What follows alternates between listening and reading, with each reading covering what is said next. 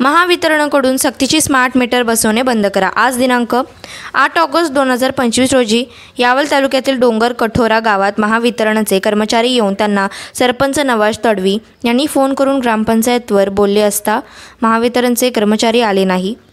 गावातल्या जनतेचे म्हणणे आहे की महावितरण कर्मचारी यांनी आधी आपण गावात जाण्यापूर्वी ग्रामपंचायतीला सांगायचे व गावकऱ्यांचे म्हणणे आहे की माननीय मुख्यमंत्री साहेब यांनी सांगितले आहे की ग्रामीण भागात जनतेला विचारल्याशिवाय पोस्टपेड स्मार्ट मीटर बसवू नये असे गावकऱ्यांनी संताप व्यक्त केला आहे व गावातील जनतेचे असेही म्हणणे आहे की अंध्या गावात केबल टाकली आहे आणि अंध्या गावात केबल का नाही असा सवाल उपस्थित करण्यात आला आहे। महावितरण कंपनीकडून डोंगर कठोरा गावात सामान्य नागरिकांच्या घरांमध्ये पोस्टपेड स्मार्ट मीटर सक्तीने बसवले जात असून हे नागरिकांच्या विरोधात अन्यायकारक असून आर्थिक पिळवणूक करणारे पाऊल असल्याचे आरोप केला आहे।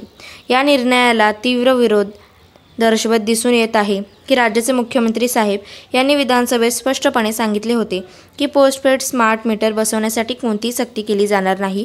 नागरिकांची संमती न घेता स्मार्ट मीटर बसवणे गेल्यास संबंधित अधिकाऱ्यांवर गुन्हे दाखल होऊ शकतात असे मुख्यमंत्र्यांनी स्पष्ट केले आहे। महावितरणाच्या कंत्राटी कामगाराकडून नागरिकांवर दबाव टाकला जात आहे। नागरिकांनी स्मार्ट मीटर बसवण्यास नकार स्पष्टपणे दिसत आहे। ही पद्धत म्हणजे थेट नागरिकांच्या मूलभूत अधिकारांचा भंग आहे। स्मार्ट मीटर बसवल्यानंतर नागरिकांना येणाऱ्या विजेच्या बिलात मोठ्या प्रमाणावर वाढ झाली आहे।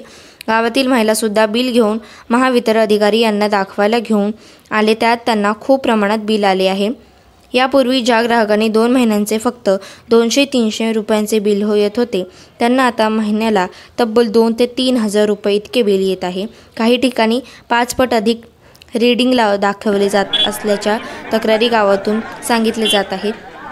त्यामुळे नागरिकांचे मासिक बिल 4000 ते 5000 रुपयांपर्यंत वाढण्याची शक्यता आहे। स्मार्ट मीटर लावण्याचा हा प्रकार म्हणजे घोरखंदा असून तो तात्काळ थांबावा असे डोंगर कठोरा गावकरी आपली नाराजी व्यक्त करत आहेत। यावल प्रतिनिधी रवींद्र आढळे।